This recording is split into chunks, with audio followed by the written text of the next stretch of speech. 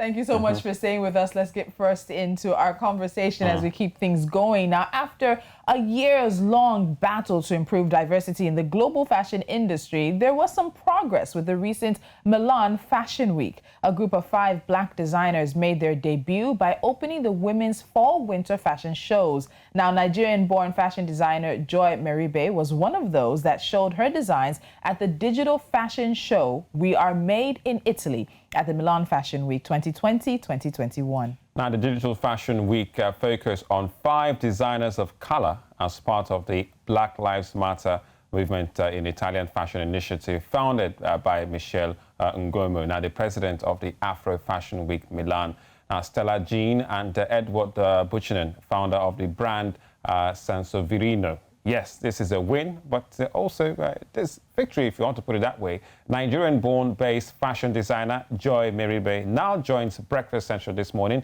She's one of those that showed her designs at the digital fashion show We Are Made in Italy. Joy, good morning to you. Good morning. Good morning, everyone in Nigeria. All right, I want to say a big congratulations to you and to the others. Fashion is still one of those industries that has a lot to reckon with, and this, we hope, is the beginning of the progress. Now, opening the Milan Fashion Week is really a dream come true for any designer of African descent. And after so many years of fighting to improve diversity on the catwalks and behind the scenes, what were some of the things that designers such as yourself have faced? Because a lot of people may not know what difficulties lie there for designers of color. What have you experienced since you took this up and, you've been fighting to get more recognition? I would say that, Italians, they take pride in their products, and made in Italy is a thing. And being an African designer living in Italy, a Nigerian designer living in Italy, the questions I got most of the time was, where did you import from? Who made it? Where did you make it? And for Italians, made in Italy is an Italian thing and is a white thing. So I had to work extra hard. I had to do a lot of explanations. I had to work with African fabrics, Italian companies. And I also insisted on putting a touch of my culture as an identity for my products. And right now, it was a struggle in the beginning because who is going to employ you? In fact, that was one of the reasons why I had to start my own fashion brand as soon as I finished fashion school, because I knew no one was going to employ me. So I took the bull by the horn. I took a step of faith. I did it afraid. And here we are today. Yeah. All right, Joy. Now, previously, the presentations of collections for Black designers was only confined to the Afro Fashion Week, which launched back in Milan in 2016. But now, African designers like yourself have opened up the fashion show in Italy itself, the Milan one, the big one. Congratulations once again to you and others. Thank you very much. Still seems like a dream to me, and I'm really very happy. Yeah. Well, we need to really ask, what was it like for you putting that, that show together, putting your own collection, your own pieces together for it? Initially, I had some financial constraints, and then the Camera della Moda Italiana, which is a fashion council of Italy, decided to sponsor us. And my entire capsule collection, the one you saw on the runway, was sponsored by the Fashion Council of Italy. And even the fabrics, they are high-end fabrics. I worked with a company that produces for Dior, for Gucci, for a lot of high-end fashion houses. And they also sponsored me with their fabrics. It's called Taroni Silk. So that's what I said, why I say this whole thing looks like a dream. And all the fashion show, everything they put together, it was like shooting a movie. Everything was organized by the Camera della Moda Italiana. Okay. So we know a large part of what happened recently was the Black Lives Matter in Italian fashion, which was taken after the anti-racism movement that swept the U.S. last year and reached Europe as well as Nigeria and other African countries after the death of George Floyd at the hands of police. Now, how much impact would you say that bringing this in, calling sort of an initiative, Black Lives Matter in Italian fashion, has made? This call for change in the narrative, how much impact do you think you guys are making? Because it's not a question of skin color, it's a question of know-how.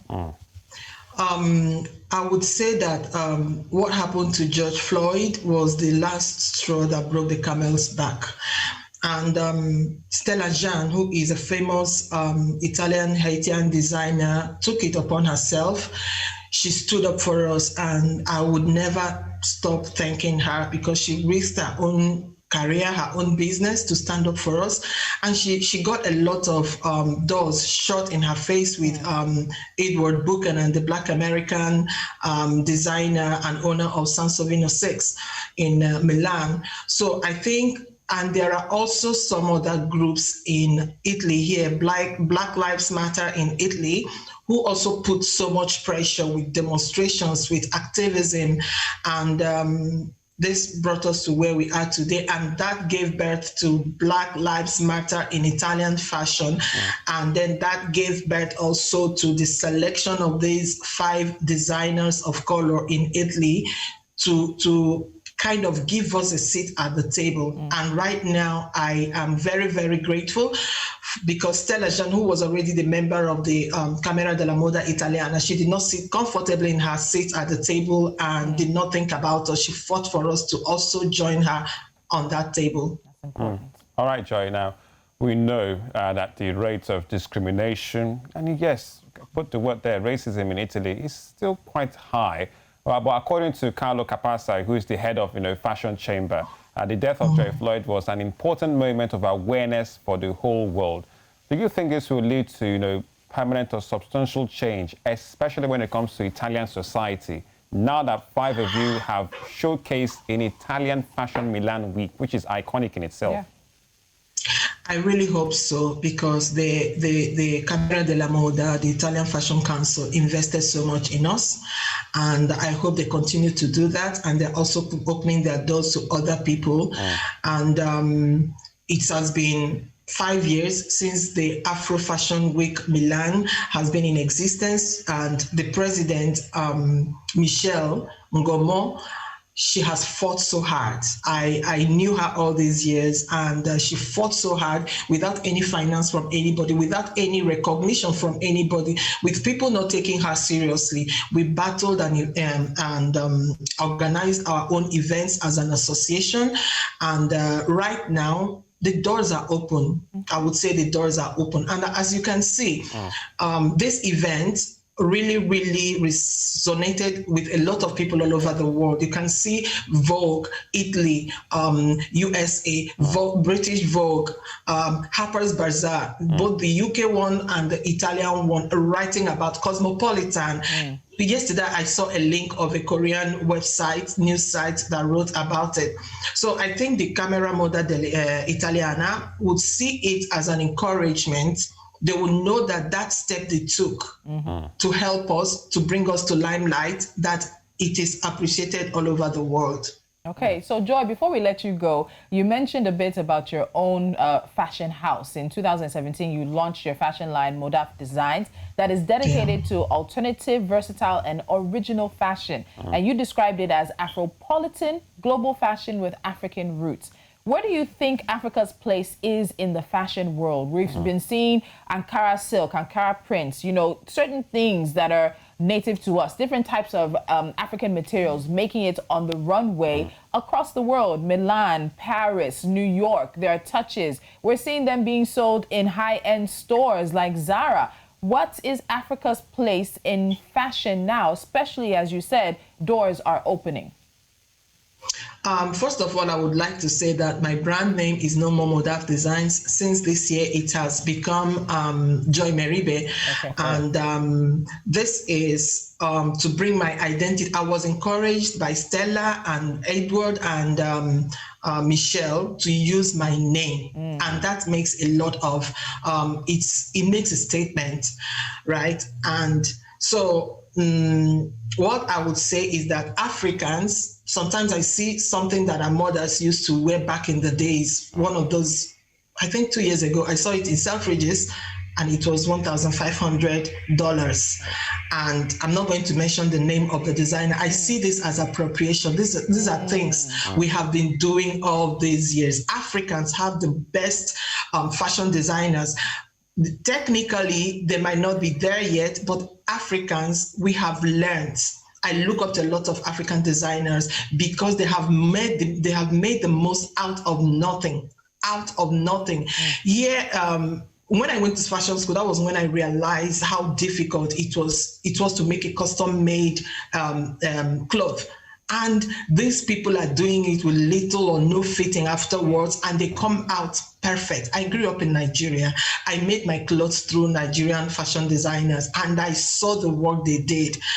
And before you see these clothes on the runway, they have gone through different fittings, different adjustments. But African designers, even without paper patterns, they cut straight on the fabric, they move, and then the cloth comes out with a perfect fit.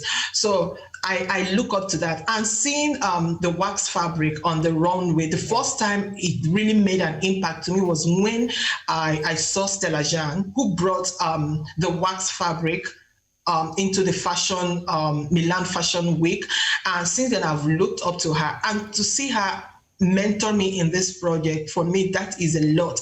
Because the wax fabric, we used to be a local fabric, and ethnic fabric has been glamorized. Yeah.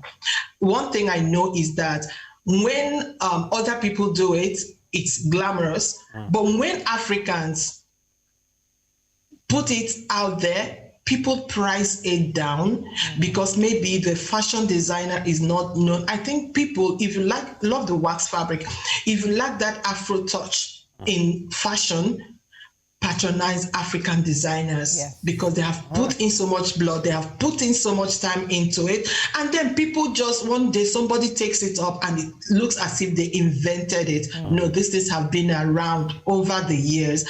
And I think Stella Jean, using the wax fabric, glamorizing it, it inspired me to know that I do not have to hide my identity. Fantastic. And that is exactly the reason I used my name, Joy Meribe, my Nigerian name, to form, to use as my brand name on the insistence of these wonderful mentors who encouraged me to do that.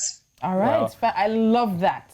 Totally. Absolutely. Well, Joy Meribe, no skies, no limits for you, a Nigerian-based Italian designer. Thank you very much for joining us on the program. We thank you. Good morning to you. Thank you very much. Oh, which is thank it? you for having me. Buongiorno? Which is it? Yes, buongiorno. Okay, buongiorno. All right. Have a fantastic day, and congratulations to you and the others again. Thank you so much. Thank you for having me. All right. Bye. I love it. They encourage me to use my identity as in absolutely. And what she's saying is on point, even though I have my grouse with Nigerian designers, but we don't have the technical training. They don't have the paper patterns. And still, they're coming out with some designs. You're like, wow. Blush, you know, and they blow you away. All right, so you might want to keep your fingers crossed. I know why I'm carrying this pillow, because Olisa will soon use me to trend on social media. Joy Meribe. All right, we wish her all the best. Stick with us. We've still got more to come right here on the program. You never know. Just watch out right after this break. Let me get prepared.